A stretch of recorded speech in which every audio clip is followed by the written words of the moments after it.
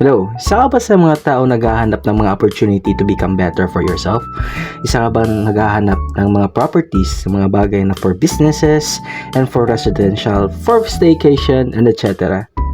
Hi, ako nga pala si Kish, ang Junior Sales Property Consultant mo sa PhilInvest. At eto, bibigay ko na sa'yo.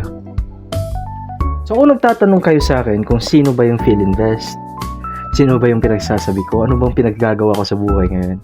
Of course, magtatanong kayo kung ano yun. So what if sinasabi ko sa'yo yung PhilInvest talaga yung magbibigay sa'yo ng mga investment and opportunities to become better for something or better to be towards yourself.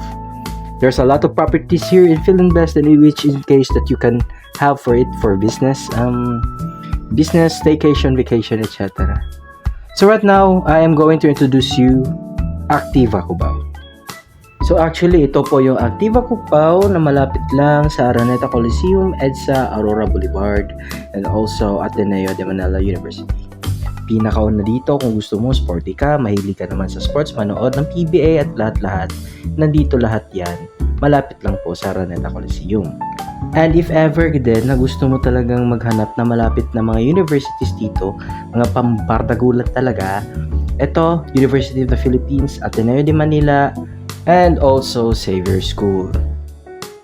Sa transport naman, wala namang kayong problema dyan. MRT and LRT are nasa labas lang after pagkababa mo ng mall.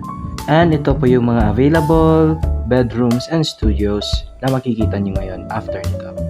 So this is one of the examples. Nakikita nyo naman, this is a studio type room. It's a 20 to 46 to 24.21 square meters.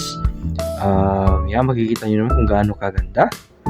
At napaka-efficient po nyo. Kung sa business po, pwede po itong i-Airbnb. Yan po. Yan. Maganda po yung pagkagawa.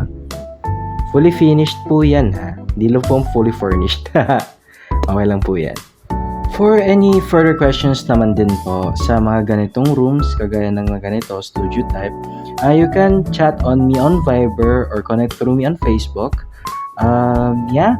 Just click the link on the descriptions below if ever nakikita nyo naman, or just click here on TikTok and you can chat on me over here. So, salamat and have a great day.